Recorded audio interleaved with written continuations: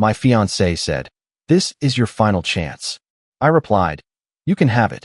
Then I called off the wedding, put the deposits toward my own future, and walked away without a scene, leaving her ultimatum ringing through an empty venue, with no one left to hear it. My name is Daniel. I am 34 and work as a project manager for a mid-sized construction firm in Phoenix. My schedule is structured and predictable. I leave home at 6 every morning, and I am usually back by 5. I bought my townhouse 3 years ago, and I live a fairly routine life. Most of my free time goes to the gym, meal prep, and seeing a small group of friends on weekends. I do not have debt outside my mortgage, and I have been steadily saving for the past decade. I am not impulsive with money or major decisions. I prefer things organized and planned well in advance. I got engaged last year to Lauren, 31. We had been together for a little over 2 years, and she moved into my townhouse 8 months ago. We were 6 weeks away from our wedding when everything stopped. Lauren works in marketing for a lifestyle brand. Her schedule is less predictable than mine, and she thrives on social energy. When we first dated, I appreciated that about her. She was confident, direct, and comfortable taking charge in social settings. Over time, that confidence started turning into something sharper. About a year into the relationship, she began framing disagreements as tests of loyalty. Small issues like which friends we spent holidays with or how much we contributed to joint expenses would escalate quickly. If I pushed back, she would say I was not stepping up as a partner. If I agreed, she would later remind me that she had to guide me to the right decision. When we got engaged, the dynamic intensified. Wedding planning became her project, not ours. She chose the venue, the photographer, and most of the vendors before I had seen the contracts. I paid the majority of the deposits because my income was higher. She justified it by saying marriage meant combining resources anyway. I did not object to paying. I objected to the tone. Every disagreement started sounding like an evaluation. She began using phrases about final chances and stepping up. At first, I treated it as stress from planning. Then I noticed it was becoming her default way of getting compliance. The first time she used the phrase, "This is your final chance," it was about something minor. We were discussing the guest list. I wanted to cap it at 90 people because that was what the venue contract allowed without extra fees. She had already invited 120 before we confirmed numbers with the coordinator. When I pointed out the cost difference, she said I was being small-minded. I explained that exceeding capacity meant upgrading packages and paying per head. I showed her the spreadsheet I had built with all deposits and remaining balances. She barely looked at it. She said, "This is your final chance to show me you can think bigger than a budget." It was delivered calmly, almost casually, like she was giving me a performance review. I remember feeling more confused than angry. I asked her what that even meant in practical terms. She said if I wanted to be her husband, I needed to stop acting like a cautious roommate. I told her the venue legally capped the number. That was not an opinion, it was written in the contract. She rolled her eyes and said I was hiding behind paperwork. That became a pattern. Any boundary I referenced was reframed as emotional deficiency. If I cited numbers, it meant I did not believe in us. If I asked for a joint decision before signing something, it meant I was indecisive. About 3 weeks before everything ended, she upgraded the catering package without discussing it with me. I found out because the catering manager emailed both of us requesting the balance adjustment. The upgrade added nearly $9,000. I asked her why she made the change alone. She said the original menu looked cheap and embarrassing. I reminded her that we had agreed on that package together. She responded that she needed a partner who could evolve. That was the first time I seriously considered postponing the wedding. Not because of the money, but because of how easily she dismissed shared decisions. I started documenting expenses and saving copies of every contract. Not as leverage, just so I had clarity. The tension kept building, but nothing had exploded yet. It was more like a steady tightening. About 2 weeks before the wedding, her tone shifted from sharp to openly hostile. It stopped sounding like stress and started sounding personal. One Friday evening, we were reviewing the seating chart at the kitchen counter. I suggested placing my parents closer to the front since they were contributing financially and were both in their late 60s. She said the front tables were reserved for people who brought energy, not people who would just sit quietly. I told her that was unnecessary. She shrugged and said I was being sensitive. Then she added that if I could not handle small critiques now, marriage would overwhelm me. That word overwhelmed came up often. She used it to describe me anytime I disagreed with her pacing. If I asked for a day to think about a large purchase, she would say I freeze under pressure. If I hesitated about inviting distant acquaintances, she said I lacked vision. I started noticing something else. In front of her friends, she would frame our discussions as me needing encouragement to grow. She would say things like Daniel is learning to loosen up. It sounded harmless, but the implication was consistent. I was the one catching up. One night after her friend's birthday dinner, she told me privately that several people had commented on how serious I seemed. I asked who specifically. She said it did not matter. It was the overall impression. I told her I was not interested in performing a personality to satisfy her social circle. She responded that marriage required adaptation. I did not yell. I did not insult her. I simply told her that I was not going to adjust my core temperament for optics. That conversation ended with her going silent for the rest of the evening. The next morning, she was overly cheerful, almost theatrical. She made breakfast and acted as if nothing had happened. That swing from criticism to exaggerated warmth made it harder to track what was real. At that point, I stopped discussing long-term plans beyond the wedding. I handled logistics. I kept my tone neutral. Internally, I began preparing for the possibility that the wedding might not happen. The real escalation started over something small but revealing. We were reviewing final payments for the venue. The balance was due in 5 days. I had already transferred my portion into our joint wedding account and was waiting for her share.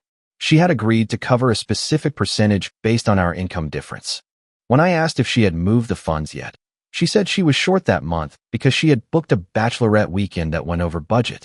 I asked how far over. She said a few thousand. I told her we needed to adjust somewhere else to stay within what we had agreed. She immediately shifted the conversation away from numbers.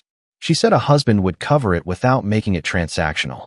I reminded her that we had decided on the split together. She said I was nickel and diming her during a once-in-a-lifetime event. That was when she used the phrase again, but more pointed. She said this is your final chance to show me you are ready to be a real partner. I asked her what would happen if I did not meet whatever standard she had in mind. She said then maybe we should rethink everything. The way she said it was not emotional. It sounded procedural, like she was outlining consequences in advance. I told her calmly that if she wanted to rethink everything, we could do that now instead of 5 days before payment was due. She looked surprised that I did not panic. She said I was being dramatic. I did not argue further. I transferred the full remaining balance from my personal savings to avoid breaching the contract. I also contacted the venue to confirm the cancellation policy in writing. The deposit was non-refundable, but partial payments beyond that had conditions depending on timing. I did not tell her I had checked. That night, she acted normal again. She showed me decor ideas and talked about honeymoon excursions. The whiplash between threat and enthusiasm made it clear the ultimatum language was strategic, not emotional. For the first time, I started thinking about the deposits not as wedding expenses, but as sunk costs. The conversation that ended had happened on a Tuesday evening, about 4 weeks before the wedding. I had just come back from work and found her on the couch scrolling through her phone. There were open tabs on her laptop for upgraded floral arrangements. I asked if we had finalized that vendor already.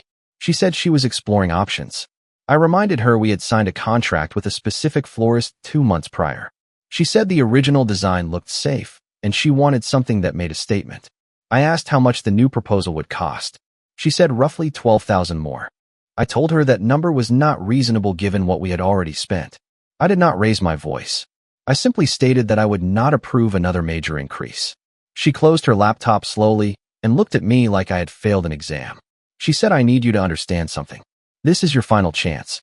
Either you start acting like a man who can lead with confidence, or I am not walking down that aisle. There was no hesitation in her delivery. It was calculated and controlled.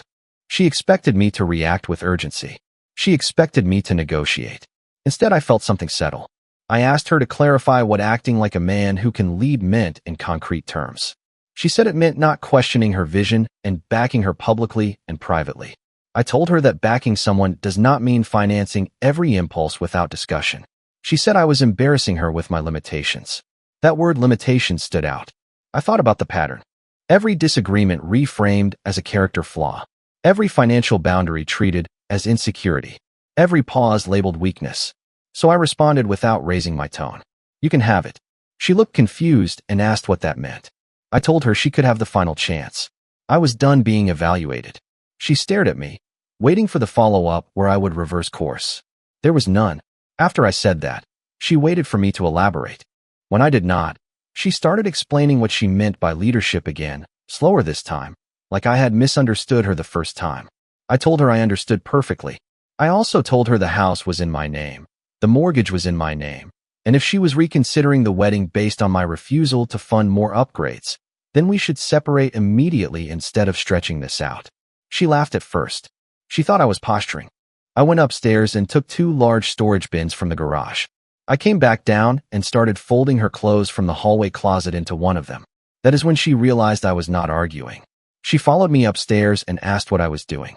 I told her I was packing her essentials so she could stay with her sister or a friend. I said we could coordinate a scheduled time later in the week for her to collect the rest of her belongings. I kept my tone even. I was not rushing or throwing anything. She said I could not just kick her out.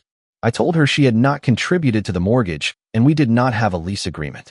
I also told her I would give her until the end of the week to move the rest, but she would not be sleeping there anymore. She switched tactics quickly. She said I was overreacting and that couples fight before weddings all the time. I told her this was not about a fight. It was about repeated ultimatums. She stood in the doorway while I packed toiletries, shoes, and her laptop.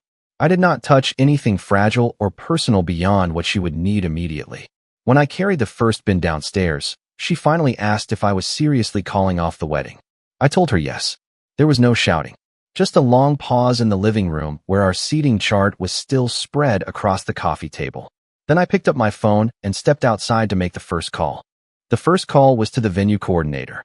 I stepped into the driveway and told her we needed to cancel the event scheduled for next month. She sounded surprised but professional. She walked me through the timeline and confirmed what portion of the recent payments qualified for partial refund under the contract terms. The original deposit was non-refundable. Additional payments made within the last week were eligible for a percentage return if written notice was sent that day. I sent the cancellation email while still on the phone so there would be a timestamp. When I walked back inside, Lauren was pacing. She asked who I had called. I told her the venue. She stared at me for a few seconds and said I would regret acting impulsively. I did not argue about whether it was impulsive. I simply told her that once ultimatums enter a relationship as leverage, the structure changes. I was not interested in negotiating under threat. She shifted again, saying we could take a few days to cool off and revisit everything. I told her I had already made the decision and the cancellation notice had been sent. That is when she started accusing me of humiliating her. She said people would think she had been left. I told her people could think whatever they wanted, but we were not moving forward. She asked about the money. I told her any refundable amounts would go back into my personal account since the majority of payments had come from there. I also said I would provide documentation for transparency. She called that petty. While she was talking, I emailed the caterer and the photographer. Both had structured contracts with partial refund clauses based on notice period.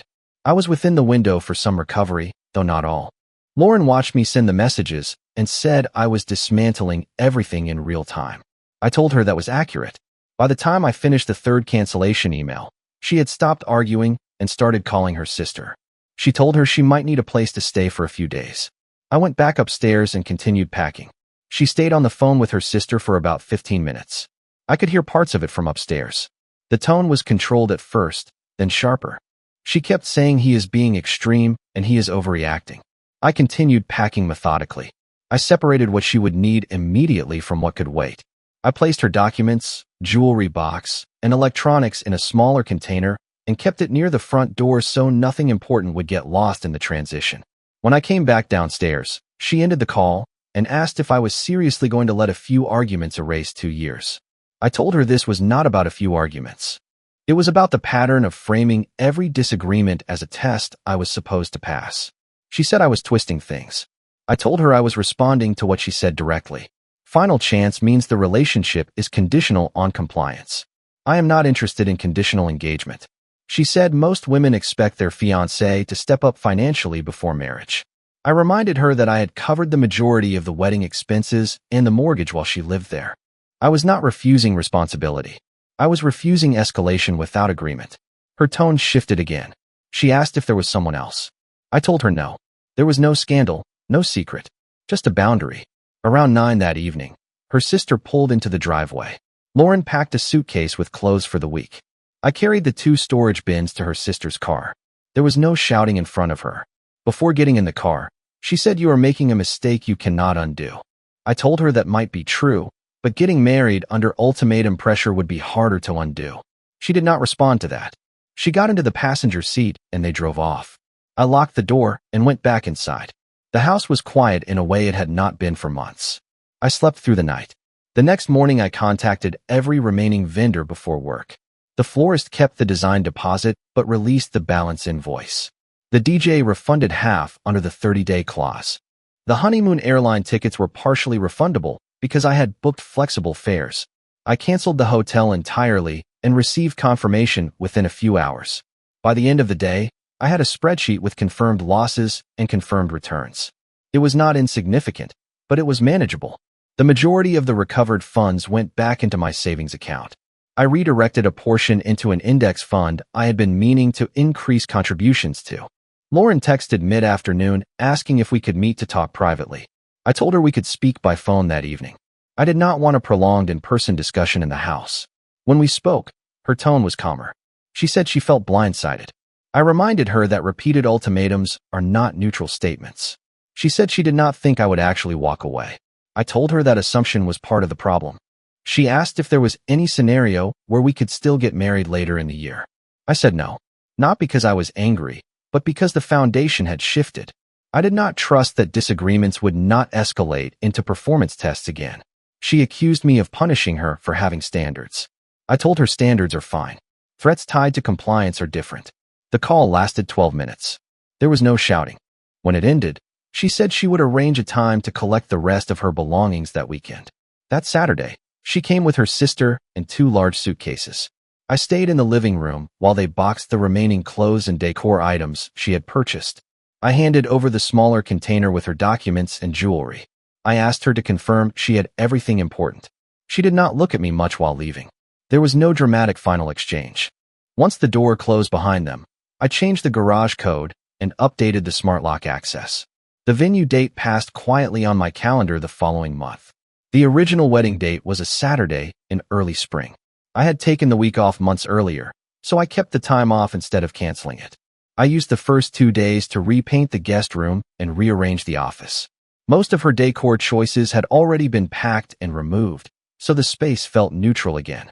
On the actual wedding day, I drove north for a short solo trip.